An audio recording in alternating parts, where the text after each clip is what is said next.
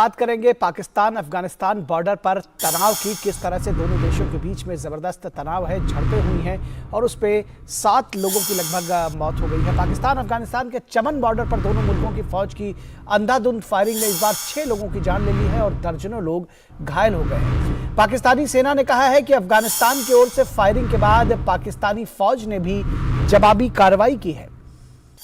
दरअसल इससे पहले भी अफगानिस्तान पाकिस्तान का जो बॉर्डर है उस पर कई झड़पें सामने आई हैं। ये पहली घटना नहीं है और पिछले महीने भी एक रोड कंस्ट्रक्शन को लेकर के तालिबानी फोर्स और पाकिस्तानी फौज के बीच में झड़प हुई थी और इस झड़प में 8 लोग घायल हो गए थे।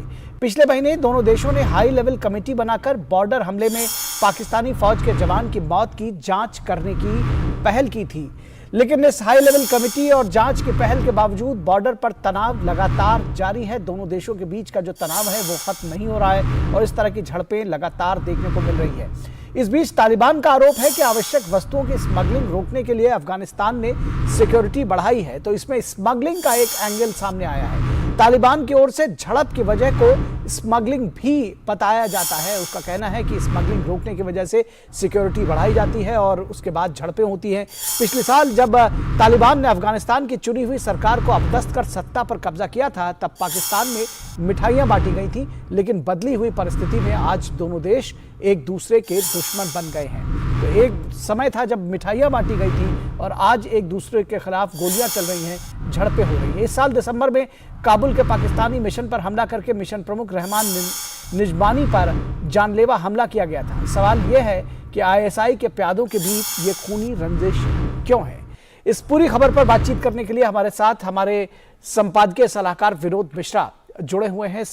विनोद जी, एक समय था कि जब तालिबान का शासन कायम हुआ था अफगानिस्तान में 1 साल पहले, तो मिठाइयां बांटी गई थी पाकिस्तान में और आज खूनी झड़पें हो रही हैं। क्या इसकी वजह देखते हैं? क्या आईएसआई के जो प्यादे हैं वो ये सारी चीजें करा रहे हैं? क्या वजह है?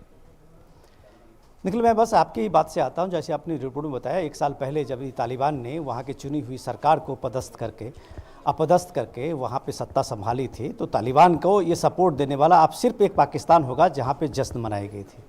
पाकिस्तान में लोगों ने मिठाइयाँ बांटी थी आपस में और उनको लगा था कि शायद ये पाकिस्तान का एक पार्ट जो है, एक नया एक्सटेंशन खुल गया है अफगानिस्तान में, लेकिन ऐसा होते हुए नहीं दिखा।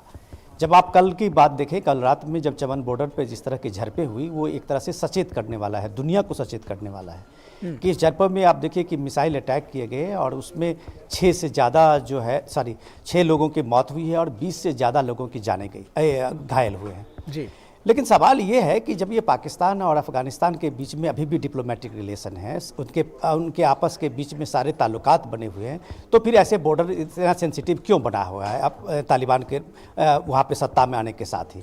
एक को आप ये देखिए कि पिछले 2 दिसंबर को इसी साल में कि आप 2 दिसंबर को पाकिस्तान मिशन पे एक बड़ा अटैक हुआ और उसमें अटैक में सीधे टारगेट वहाँ के एम्बेसडर थे।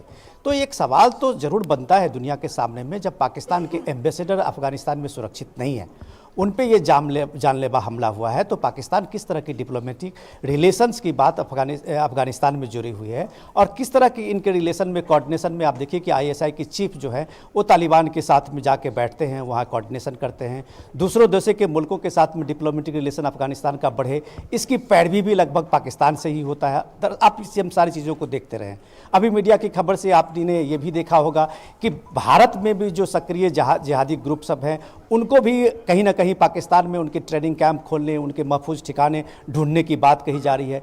इन सारे चीज़ों के बीच में अगर पाकिस्तान और अफगानिस्तान के बीच में बॉर्डर टेंशन में है और अगर वहाँ पे खूनी झड़पें हो रही है, तो ये सवाल पाकिस्तान के उन हुक्मरानों के लिए जाता है कि आखिर इन दोनों के बीच में कोऑर्डिनेशन में दिक्कत क्या है। और ये सबसे बड़ा सवाल कि ये सारे, चाहे वो तालिबान हों, चाहे जैसे मोहब्बत हों, चाहे लश्कर तैयबा हैं, ये सारे एक ही स्कूल के हैं, एक ही स्कूल से उनको सारा कुछ ये मिला हुआ है। तो फिर इन लोगों के बीच में आपसी इस तरह के खूनी झड़प क्यों हो रहे हैं? तो ये सवाल अभी दुनिया के सामने में है कि जिन चीज़ों को लेकर आईएसआई ने इन लोगों को खड़ा किया था, अब जब सत्ता में आने के बाद ये एक दूसरे के खून के प्यासे बन गए हैं। जी, निश्चित तौर पर सत्ता में आने के बाद एक दूसरे के खून के प्यासे बन गए हैं और दुनिया निश्चित तौर पर इसको लेकर चिंतित होगी। बहुत शुक्रिया इस तमाम बातचीत और जानकारी के लिए विनोद मिश्रा।